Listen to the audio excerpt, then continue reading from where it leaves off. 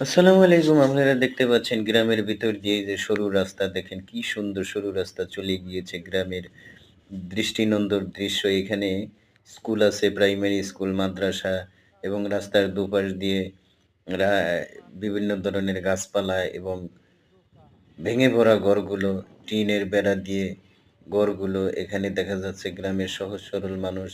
বিশেষ করে এই পায়ে হাঁটা রাস্তা দিয়ে মানুষ সাইকেল চালায়।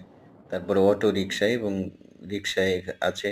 পাশ দিয়ে দেখেন এই যে যাচ্ছি, রাস্তার মাঝখান দিয়ে যাচ্ছি। দেখেন পাশ দিয়ে গ্রামের যে সরু রাস্তা, এটা ভিতর দিয়ে যে সরু রাস্তা এটা দেখা যাচ্ছে। দেখেন লোকজন কম এবং ছোট, ছোট গ্রামে দোকানও আছে দেখেন কত সুন্দর দোকান।